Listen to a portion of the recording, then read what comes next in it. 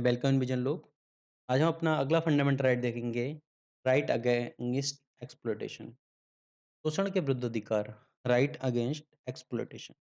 कोई पर्सन किसी का एक्सप्लॉइट ना करे, किसी को एक्सप्लॉइट ना करे, इसलिए ये जो फंडामेंटल राइट है ये हमें प्रोवाइड किया गया है कि हमारे ऊपर किसी पर्सन का अधिकार ना चले, कोई हमारा शोषण ना करे, तो इसको बोला जाता है। ठीक है, तो ये जो हमें शोषण के खिलाफ अधिकार मिले हैं। अब ये मिले क्यों हमें, दैनिक की कहानी। तो इसमें हम देखते हैं कि भारत में जिस टाइम भारत आज़ाद हुआ, उससे पहले जो ब्रिटिश भी ये काम करते थे, किसी को कंपल्सरी लगा दिया कहीं भी, किसी से जहाज़ चलवाया जा रहा है बिना कुछ ही पेमेंट के, ठीक है? तो ब्रिटिश भी अपने गुलाम बना के रखते थे लोगों को। तो इस टाइप के, और उनके साथ-साथ जो भारत के ज़मींदार थे या ये जो पावरफुल लोग थे, जो रसूख़ लोग थे, जो अंग्रेज़ थे, अंग्रेज़ों की गुलामी तो करते ही थे, जो अंग्रेज़ों की चाटुकारिता करते थे। वो लोग क्या करते हैं, उनको अब थोड़ी बहुत ज़मीन या फिर थोड़ा बहुत बुद्धि ब्रिटिश दे देते थे। अब उसी के बेस पे, उन्हीं अपने राइट के बेस पे लोगों को से वो बंधुआ मज़दूरी करवाते थे। ज़मींदार बन जाते थे, या जो भी हमारे सूदखोर लोग होते थे, वो बंधुआ बंधुआ मज़दूरी करवाते थे यहाँ के लोगों से। मतलब लोगों से पेमेंट नहीं दिया जाता था, बिना पेमेंट के लोगों को से काम कराया जाता था। तो जब इंडिया आज़ाद हुआ, आज़ाद होने के बाद में कॉन्स्टिट्यूशन मेकर के बाद दिमाग में ये बात आई, उसमें देखा गया, तो उन्होंने इस चीज़ के खिलाफ कानून बनाया, इस चीज़ के हमें फंडामेंटल राइट प्रोवाइड दिया कि कोई भी पर्सन है, चाहे वो सिटीज़न है या फिर हमारा अदर कंट्री का कोई पर्सन है, उस पर्सन को हम एज़ ए ह्यूमन लेबर हम यूज़ नहीं कर सकते, जिसका उसमें पेमेंट भी नहीं कर रहे हैं। ठीक है? तो इसमें बोला गया है, आर्टिकल 23 के अंदर बोला जाता है, protection of trafficking in human beings. किसी पर्सन की हम खरीद-फरोख्त नहीं कर सकते, मतलब मानव तस्करी पे पूरी तरह से प्रतिबंध लगाता है। और अगली चीज़, फ़ोर्स लेबर पर भी प्रतिबंध लगाता है। फ़ोर्स लेबर का मतलब होता है बेगार। बेगार पर भी ये रोक लगाता है, ठीक है? किसी कोई पर्सन जो है बेगार भी नहीं ले सकता किसी पर्सन से। इस पे भी कंप्लीटली रोक लगाता है ये। ये वो प्रोटेक्ट करता है, protect the individual, not only against state but also against private person. ये जो हमारा आर्टिकल 23 है, ये सिर्फ स्टेट के खिलाफ बात नहीं करता कि कोई स्टेट, कोई कंपनी या कोई भी चीज़ है, वो किसी पर्सन से ह्यूमन ट्रैफिकिंग में या बेगार में इन्वॉल्व नहीं होगी, बल्कि किसी प्राइवेट पर्सन भी ये काम नहीं करेगा किसी पर्सन के खिलाफ। उसको बंधुआ मज़दूर नहीं बना सकता, ठीक है? उससे ऐसा नहीं है कि मतलब उसको बेगार करा रहा है या उसको ह्यूमन ट्रैफिक में यूज़ कर रहा है। यहाँ पे बताया गया है, trafficking of any person is punishable offence. ठीक है, जो भी हमारी ट्रैफिकिंग है वो पनिशेबल है, ऑफेंस है, मतलब वो एक क्राइम है अगर किसी पर्सन की आप खरीद फरोख्त करते हो, बेचते हो, लाते हो, ठीक है, या फिर उससे बेकार कराते हो। और ये हमारा आता है, एक कानून बनाया गया 1956 में। 1956 में कानून बनाया गया इसके खिलाफ, immoral trafficking act. Immoral trafficking prevention act.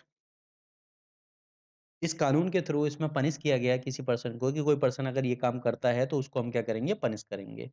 अगली चीज़, इसमें एक एग्ज़म्पशन दिया गया है।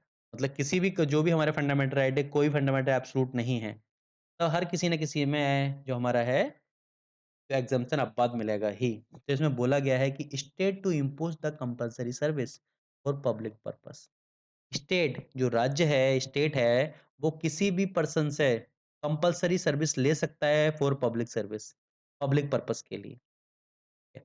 मतलब पब्लिक सर्विस को, पब्लिक पर्पज़ को देखते हुए किसी भी पर्सन से कंपल्सरी सर्विस कराई जा सकती है। अब जैसे मान लो कि कोई कहीं कोई दंगा हो गया, बवाल हो गया, अब पुलिस वहाँ जा रही है, पुलिस ने देखा यार दंगा हो रहा है, पुलिस वापस आ गई, ठीक है, हम वहाँ नहीं जाएँगे, ठीक है। तो उसमें बोला गया है कि भई आप ऐसा नहीं कर सकते, ठीक? तो क्योंकि स्टेट जो है आपको प्रोवाइड करता है, ठीक है, कि पर पब्लिक पर्पज़ के लिए आपको जाना होगा, ठीक है? आपकी एक जो कंपल्सरी सर्विस है वो आपको करनी पड़ेगी। ठीक है, भले से विदाउ आपकी मर्ज़ी के बिना हो, लेकिन वो आपको काम करना पड़ेगा। ये चीज़ आती है हमारे आर्टिकल 23 के अंदर। अगला हम देखते हैं आर्टिकल 24। आर्टिकल 24 में बोला गया है, prohibition of employment of children in factory. जो फैक्ट्री थी, फैक्ट्री में जो बच्चों से काम कराया जाता था, वो बच्चों को पैसे नहीं दिए जा सकते थे, नहीं दिए जाते थे।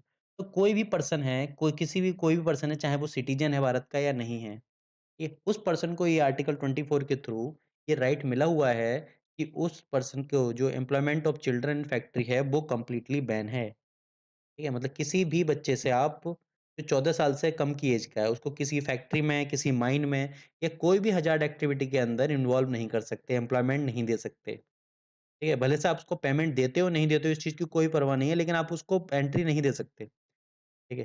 ताकि जो है बच्चे की हेल्थ पे या किसी चीज़ पे इश्यू ना हो। क्योंकि बच्चों में काफ़ी टाइम से देखा गया था, बच्चों को फैक्ट्री में या फिर खासकर बच्चों का यूज़ किया जाता था बहुत पहले टाइम में, ठीक है? इन ब्रिटिश ने ही काफ़ी यूज़ किया है बच्चों को इन कामों के लिए।